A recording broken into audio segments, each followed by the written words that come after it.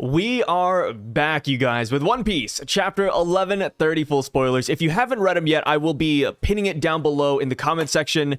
But besides that, we're just going to hop into it because a lot of things happen here today. So I'll start from kind of like the beginning of the chapter and I'll just work my way down. So we start things off with Yamato's cover page story. I know I talked about it yesterday, but I just want to briefly go over it again here. So it looks like whoever is trying to steal Yasuo's blade from Yamato hasn't exactly done it yet. From the way the leakers describe it, it looks like they're about to steal it. Like, you see their hand, it's coming down to pick up the sword, but Yamato is right next to it. So there is a chance that Yamato will wake up and stop them. That's kind of what I'm banking on, because Yamato, come on, conquers Haki, observation, armament. There's like no way you don't send somebody with malintentions coming in the middle of the night to steal your blade. I feel like that's something you should just feel, right? Like, imagine Zoro, right? Like, nobody can just show up and take his sword. So I think Yamato might be able to stop him, but of course, that's just something I wanted to throw out there. Outside of that, now we're hopping into the chapter, and boy, oh boy, do we get something crazy here. So when Luffy breaks the wall last chapter, we finally end up in Elbaf. But not just anywhere in Elbaf, we end up right outside of a castle near a bridge. And that is when we see Goldberg and Gerd walking across it. Of course, since Luffy and the group don't know who they are, which, just in case you guys don't know either, they are members of Harden's pirate crew. Gerd is the giant blonde woman, and then we have Goldberg, who's the guy who has the living shield as well. Or at least I think it's living. It has a face with the tongue on it, so I think it's just alive. But we've never really seen him use it, or we haven't seen the shield really, so it could be like painted on. But either way, we see them walking across the bridge. The Straw Hats hide from them because they don't really know their intentions. But in the meanwhile, as they're walking, they are smack-talking Road. Bro, we all knew Road was a weirdo, but his own Nakama? Dude, his own Nakama are calling him weird. Gerd's like, yeah, that guy's like the shame of Elbaf. You know, he's a disgraced warrior. He's almost as bad as Loki. And it's like, damn, dude, he's your navigator. And that's kind of what Goldberg goes back to, saying, yeah, he's not the best, but he is a truly skilled navigator, which we did get some inklings of that in the last few chapters, because Road did have like a detailed map of Legoland and the prison room he was in. So yeah, his map making skills aren't that bad. So we find out the reason why Goldberg and Gerd are making their way across the bridge, and that is to actually check on Road, because they saw his crow, Mugen, bring a ship back onto Elbaf. And they're like, hey, entering Elbaf is illegal, right? You need permission to come into this country. But Road, being the weirdo he is, just keeps on picking up ships with his crow and brings them back to Elbaf to denounce them as illegal trespassers so that he can lock them up in his Legoland prison. Gerd and Goldberg went to go check on him because they want to see who exactly he just picked up. So that's kind of wild to me, because that just means that if we stayed in Legoland for one more chapter, possibly Goldberg and Gerd would have beat Road and saved the Straw Hat crew. Dude, they would have done it. Like, our saviors were coming. So it's crazy that that's the case. But of course, since we don't know them, Luffy and the group are staying hidden at this point. But now that they have gone and passed, the next thing that happens is that Luffy looks around and he's like, hey, Zoro, Sanji, you guys noticed it too, but there's a giant screaming out right now. They're so powerful, it's sending shivers through my bodies. And I was like, dude, Luffy doesn't say that willy-nilly, right? Luffy only says that for the strongest of strong opponents. And he says, yo, like, somebody here on this island is crazy powerful. So because of this, Luffy opts to go in by himself. Zoro wanted to come with Luffy, but Sanji said, hey, Zoro, if you go, you're gonna get freaking lost. You know, putting Zoro in a forest, bad idea. So Sanji, Zoro, and Nami stick together and continue their journey. We don't really know where they're going. I'm assuming they're still going to the coast of Elbaf to see, you know, where the Thousand Sunny is, to see where the rest of the Straw Hat crew are. But yeah, we see that Luffy goes by himself, and we don't see him for the rest of the chapter until the very end. So I'll get back to Luffy here in a second. That is when we cut over, though, to the Elbaf ship, where we got Robin, Frankie, Brook, Jinbei, and the giant warrior pirates, alongside Lilith and Bonnie and Kuma as well. But they don't really make an appearance in this chapter from what it seems like. But yes, Dory and Brogy read the newspaper, and they're like, holy hell, our bounty is now 1.8 billion berries. And I got it wrong. Based on yesterday's spoilers, I assumed that the 1.8 billion berry bounty was combined because their Little Garden bounty was combined. But no. Dory and Brogy each individually are worth 1.8 billion. If you combine these guys together, if you add them up, if you beat both Dory and Brogy, you get 3.6 billion berries. That's crazy. That is an insane number in my opinion. And it's funny because every character that sees these bounties also has the same reaction. They're like, yo, the bosses had 100 million. Like, what a crazy boost. Even Robin says, yo, inflation is crazy, huh? Like, this is nuts. But yeah, they now have 1.8 billion each. And in my opinion, it does make sense in a way because you gotta remember, right? You gotta remember who gives out these bounties. Who puts the number down on the table? Well, it's the Gorosei, right? The head of the world government. I'm sure Emu has a lot to do with it too, but when you think about it, you kind of just go to the Gorosei.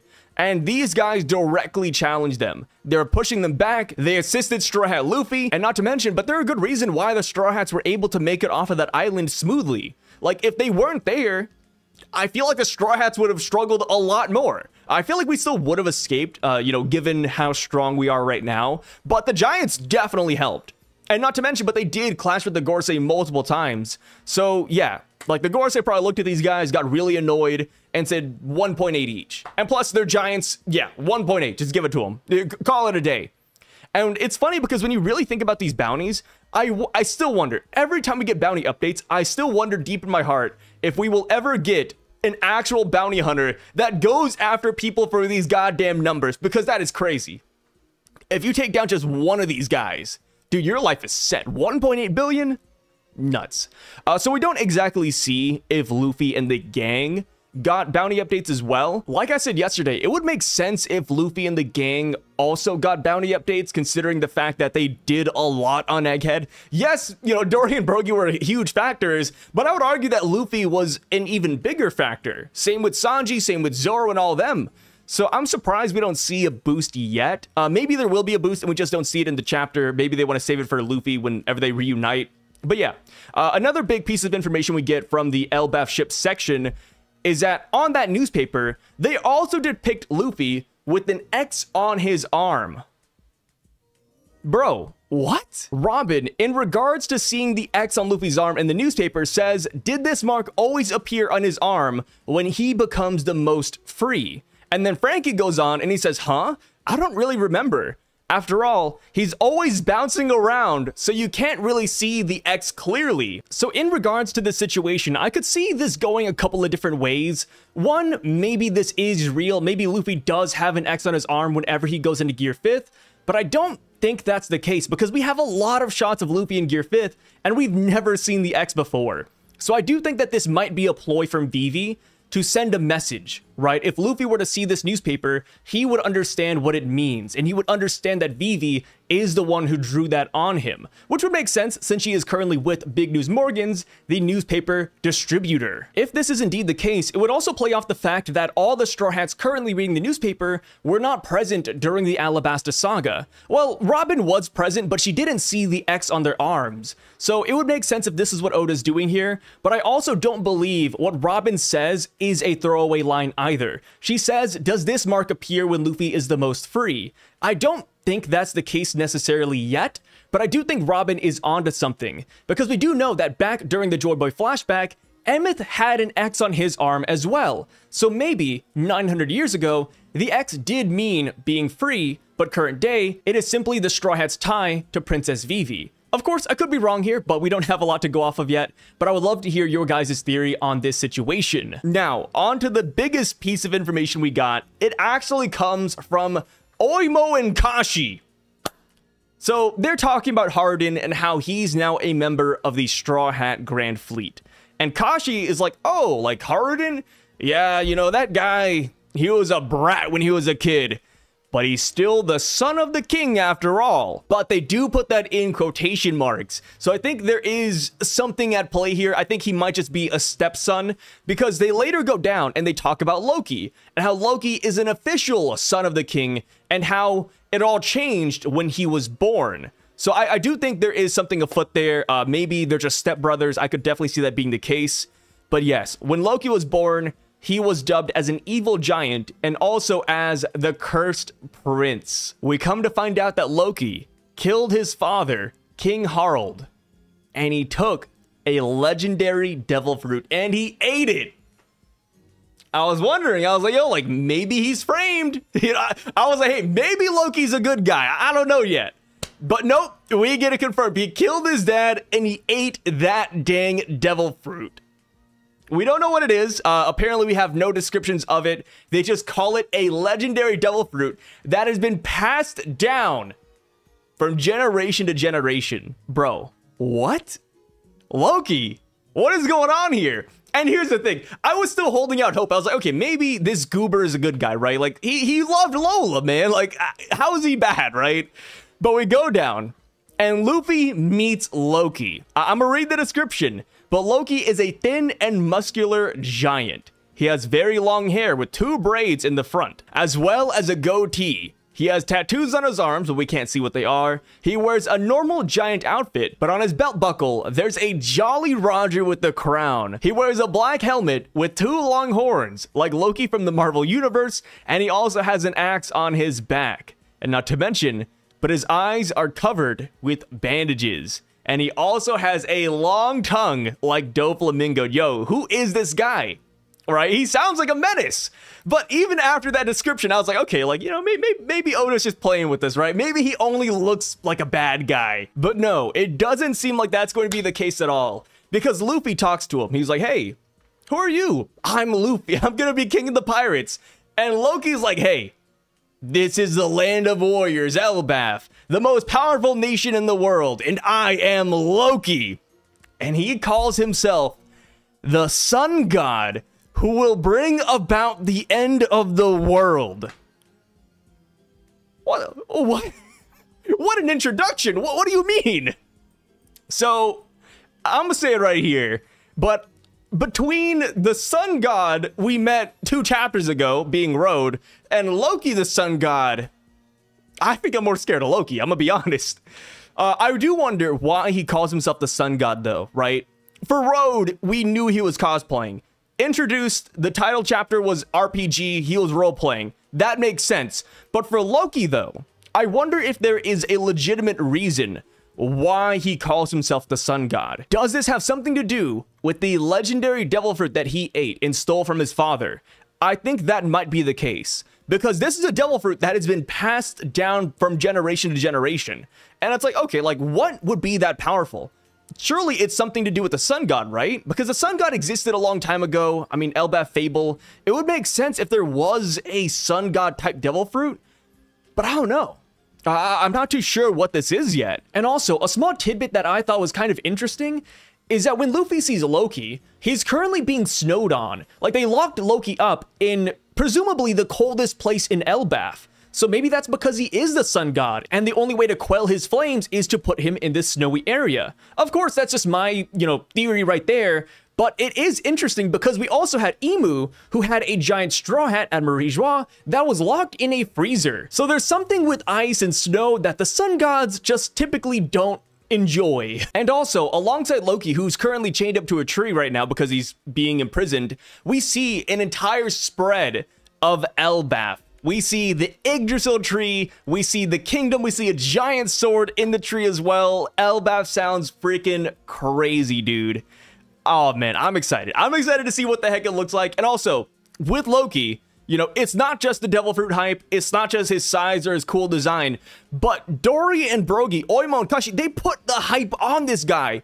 They said that they needed all the warriors of Elbaf to come together to put him down, to put him in chains. This guy's no joke.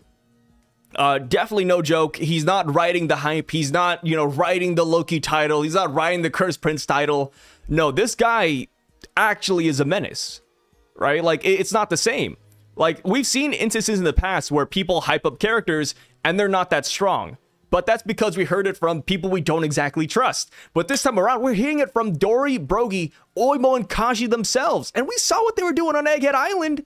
So the fact that we needed them, plus everyone on Elbaf, to put Loki down in chains is crazy. And of course, we also have Luffy, Zoro, and Sanji saying that they could sense this monster from miles away. Yeah, I mean, Loki, dude, he might just be the big bad villain of Elbaf. Coming into this, like I said, I did not expect it because all we had was that goofy silhouette where he's kneeling down with the flower.